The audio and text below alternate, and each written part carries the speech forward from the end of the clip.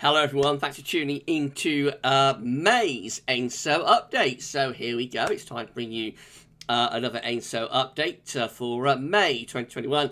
We'll bring you an update of everything that's going on in terms of the ENSO region. So we're looking at the Equatorial Pacific Ocean sea surface temperature anomalies, we'll look at the subsurface temperature anomalies, and we'll have a look at some forecast data as well, and bring you up to date with all of the latest developments. So I shall get on with that for you very shortly. Just say about the first video released today was our 7 a.m. upload. We've got the ECMWF 30-day look ahead coming up for you later on this morning, and then we're going to have our 10 to 14 day with all of the regular features that will be released later on into this afternoon. Please like, share, subscribe on all the videos. Thank you so much everybody for doing that for GavsWeatherVids. Right, so I'll turn the webcam off, I think, for this one, because we'll be doing a little bit of highlighting. So we're going to begin, as we always do, by ENSO updates with the cold and warm episodes by season page at CPC, NCP, and NOAA. This is depicting all ENSO events going back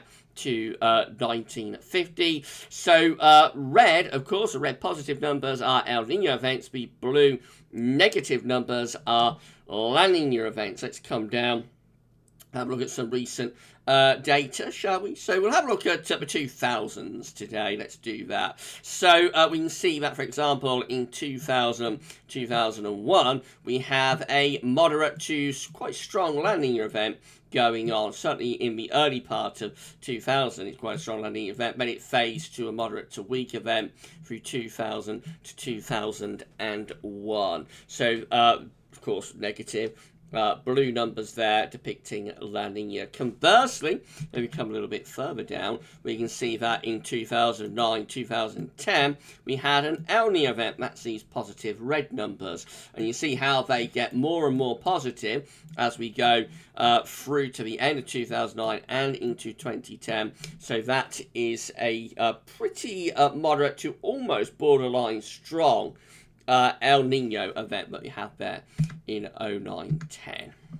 Right, let's come down to the current year then, so 2020, 2021. You can see that we have had a La Nina. We've got these negative blue numbers, so we maxed out at like borderline moderate. With this La Nina. It's weak to borderline moderate at the end of 2020, and then faded back to a weak event as we went into 2021. Latest number in the boxes for February, March, April. It's minus 0.8, so still in weak La Nina territory. I would expect this number being placed in this box here at the beginning of June for March, April, May for spring 2021. Essentially, I suspect that will bring an end to the La Nina event, and we will go under half a degree below average. Remember, the all-important number is half a degree, 0.5, be it above average, such as we have there in 2019 for El Nino, or below average, such as we have there in 2018, minus 0.5. So half a degree below average gets you to La Nina threshold, half a degree above average gets you to El Nino thresholds. I have to go over the 5 tri-monthly period as well. So it's quite strict criteria, you know, to get a La Nina or an El Nino designated. And I suspect this number just here will bring an end to the La Nina event that we have had, and we will see the numbers in boxes changing from blue to red. We'll go from blue to black. We'll go back to black. And that'll be the end of the La Nina event for 2020, 2021. And then, of course, we wait and see where we go through the remainder of the year. The reason I suspect that will be the case is evident by the sea surface temperature anomalies. So this is how the ENSO region was looking with sea surface temperature anomalies where we did last month's ENSO update. This is from the 28th of April. So you can see that we have this still just about have the signature of La Nina there, the slightly colder than average sea surface temperature anomalies through the central part of the Equatorial Pacific, but clearly fading, you know, from earlier on in the year. Of course, ENSO, be it El Nino or La Nina, is like the cyclical warming and cooling of the Equatorial Pacific Ocean between Peru over here in South America and Indonesia over here. So that's how it looked last month. This is the latest, and this is the reason I think that the next tri-monthly period for March, April, May will confirm the end of the La Nina, because we are running out of blue now. So it's just a little bit of cold average sea surface temperature anomalies left over from the La Nina event. But essentially, most parts of the ENSO region are now back to average. One or two areas there, for example, in the central area and over here towards Peru, a bit above average with the sea surface temperature. So we're definitely back at ENSO neutral now, and the La Nina event has, it has ended.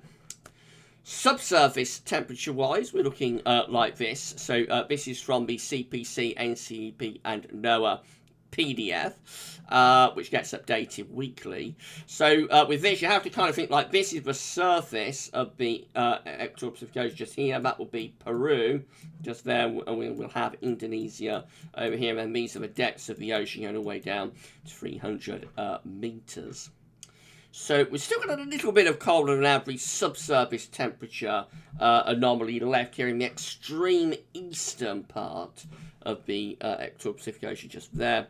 And also at great depth just here in the extreme western part, interestingly, in the extreme western part of the Equatorial Pacific Ocean, between 150 and 300 meters, way down.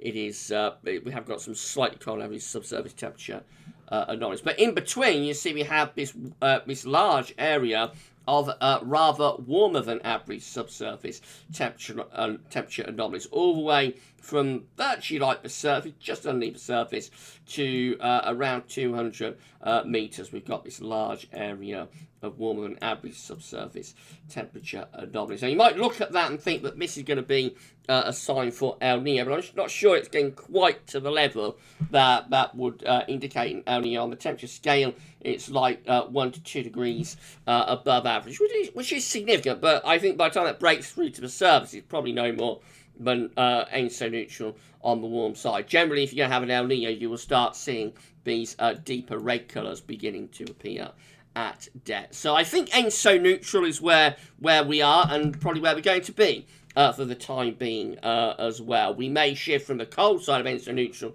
to the warm side of ENSO neutral, but it's hard to see at the moment either an El Nino or a La Nina event getting going. Southern Oscillation Index, SOI, looks like this. Is from Queensland Government. The SOI, of course, is an index that's reflecting the atmospheric state. It doesn't drive anything in its own terms. It just tells us what the atmosphere is doing. It's measuring air pressures between Darwin and Tahiti. So when the SOI is in its negative phase, the atmospheric setup will be reflective of El Nino. When the SOI is in its positive phase, the atmospheric setup will be reflective of La Nina. Generally, the SOI is like in a weekly positive phase at the moment, but with occasional negative numbers appearing. So we can go all the way back to the 25th of May, a month ago, 25th of April, I should say, a month ago, and we see then we went down to minus 13.27. That's an atmospheric setup that's reflective of El Nino, and a few more negative days there on the 1st, 2nd, and 3rd of May at minus 14, minus 20.28, very negative, and minus 12.62. And those days are going to be reflective of like an El Nino type atmospheric setup. However, then we go positive. So on the 5th of May, for example, we're at plus 25.91, extremely positive. 6th of May, we're at plus 32.04. 7th of May, we're at plus 22.69. That's an atmospheric setup, or those are atmospheric setups on those days that are very strongly reflective of La Nina. We come up to more recent days. So I just brought you up to date with a couple of weeks ago. More recent days, we've got the 25th of May, still very positive, 25.83. 16th of May, we've got plus 22.23. 17th of May, plus 9.17, but they're negative on the 18th of May, minus 1.44. 19th of May, plus 6.22. 20th of May, plus 8.14. 21st of May, 0.86, that's round ENSO neutral. 22nd of May, again, round ENSO neutral. And then the very latest days look like this. So the 23rd of May comes out at plus 6.68, and the 24th of May comes out at minus 7.95. So that's weak La Nina type atmospheric setup. This is weak El Nino type atmospheric setup. So generally still in a weak atmosphere, in a weak La Nina type atmospheric setup, but with some swings towards a weak El Nino type atmospheric setup. And while this is going on, you expect the atmosphere to remain kind of in ENSO neutral phase, to be honest. Neither El Nino or La Nina really driving things, and that is what we see with the oceans as well. So for the time being, both the ocean and the atmosphere looks pretty much in ENSO neutral type setup. The SOI 30-day average has gone rather positive, I have to say. So we're up here at +8, or nearly +8. The 90-day average is just here, the yellow dash line. That's dropping ever so slightly. So everything is pointing towards being at ENSO neutral. Perhaps favouring slightly La Nina, but generally everything at the moment is around ENSO neutral, as you'd expect it to be at this point of the year. Right, let's have a look at some forecast models then. So this is the CFS V2 region 3.4 SST sea surface temperature anomaly forecast. Now we've got our dates on the side of the graph here. We've got our temperaturometers, I should say, on the side of the graph here. We've got our dates in monthly periods on the bottom. So you can see that at the moment we are classically at ENSO neutral. Remember, the important numbers are half a degree, so half a degree above average at El Nino, half a degree below average for La Nina. The thick black line shows where we was last season into weak to borderline moderate La Nina territory.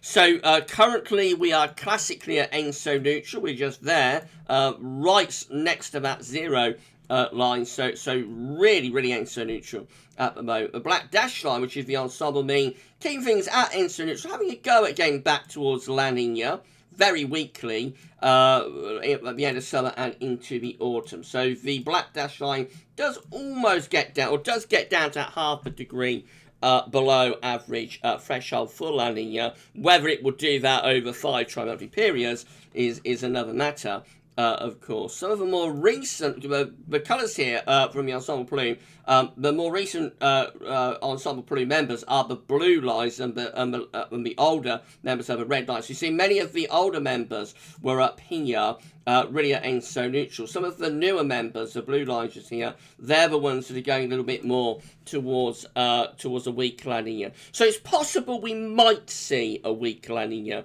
getting going later into the summer and particularly into the early autumn. We might do, but overall I think CFS V2 looks more or less at ENSO neutral. Let's see what CANSIPS is doing. So instead of a graph, we've got like a sea surface temperature forecast here. So we're starting off in June. So again, you see the unraveling of La Nina going back to ENSO neutral, slightly above average sea surface temperature on there, a little bit below average just there. Let's run through and see what happens. So through the summer, we begin to get a re-strengthening of the La Nina. So we're up to September and October there. So we're going into the autumn. You can see, but there is definitely more blue beginning to reappear.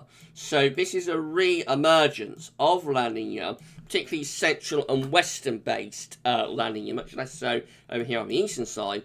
But a central western based La Nina reforming and re-emerging with CANSIPS towards the end of the summer and on into the autumn. I think it's relatively weak La Nina, so I don't think this will get to like a moderate event, but it is definitely bring back those colder than average sea surface temperature anomalies. And by December, that even like is appearing off Peru as well, but it's particularly like central and western base through there. So the CFS, CANSIPS I should say, is definitely bringing back La Nina, albeit weakly, but it is bringing a La Nina back through the second half of this year and into next year. It fades it out. This is how the ECMWF is looking in terms of ENSO. So this is the ECMWF region 3.4 ensemble plume. So again, we're starting off somewhere around here, so we're very close to ENSO neutral at the moment. Remember, we've got our temperature on the side, dates on the bottom. So as we get towards the latter part of the summer, the range is really from here to here. Of course, you have to keep in mind that these sort of the outlier members down there, and they're going into weak La Ninas. These are also outlier members just here, and they are going into weak El Nino. The general sort of central forecast within the ensemble plume is probably from there to around there, for example, by the end of the summer. And that is very close to this zero line just here, which of course is ENSO neutral. By the very end of the ensemble plume, which gets us towards the end of the year. Now, again, these are outlier members going for El Ninos. These are outlier members going for La Ninas. Probably more members going for La Ninas than El Nino. So a little bit towards La Nina with the outliers. But the general sort of ensemble plume is with the central range of the ensemble plume really is there, and again very much around ENSO neutral. Could be on the warm side of ENSO neutral, could be on the cold side of ENSO neutral, but I think the ECM WF is firmly in like the ENSO neutral category. Right, so let's zoom in on this. This is the UK Met, so I'll have a look what that one is showing. So again, sea surface temperature anomalies for the summer look like this. So around ENSO neutral really into this summer, a little bit warmer than average over here on the east side of the Equatorial Pacific Ocean, otherwise around ENSO neutral. Really neither above or below average. Months 3 to 5 look like that. Again, very much towards ENSO neutral just here. And finally, months 4 to 6 look like that. So by then, and this is August, September, October. By then, possibly just a bit of a hint of a weak La Nina starting to come back. Slightly cold now. We see surface temperature on it suddenly start reappearing when we get towards the end of the summer and into the earlier part of the autumn. I mean, on the temperature scale, we're less than 1 degree below average, so it's only borderline. But of course, that might strengthen a little bit more in the final sort of tri-monthly periods of the year. But yeah, it looks like the UK Met Closely 5 model is ENSO neutral, just trying to get towards La Nina by the time we get through to the autumn. And Beijing Climate Centre looks like this, finally, for these models. So this is the sea surface temperature anomaly forecast from the Beijing Climate Centre for June. Again, very much towards ENSO neutral, really, in June. Now, by the time we get through to September, we might start to see a bit of a sign of El Nino here with the Beijing Climate Centre. This is something Beijing Climate Centre has been doing for a little while. I think it's more or less on its own. I don't think any other model output is showing this at the moment. But Beijing Climate Centre looks like it's hinting that we might start to move in towards warmer than average sea surface temperature through the autumn, and particularly towards the end of the year. So this actually gets us to January 2022, by which time we clearly have a weak El Nino signal here, eastern-based weak El Nino signal.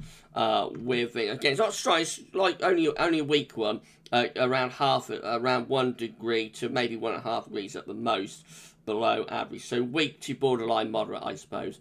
El Nino being forecast and eastern base by Beijing Climate Centre. Again, I think Beijing Climate Centre is pretty much on its own in doing that. Maybe it's overreacting to those warmer than average subsurface temperature anomalies at depth that we've got at the moment. I'm not sure why Beijing Climate Centre is doing that, but no other model appears to be going in that direction that I'm aware of at the moment. We don't know what JAMSTech is showing because we still can't access JAMSTech, annoyingly.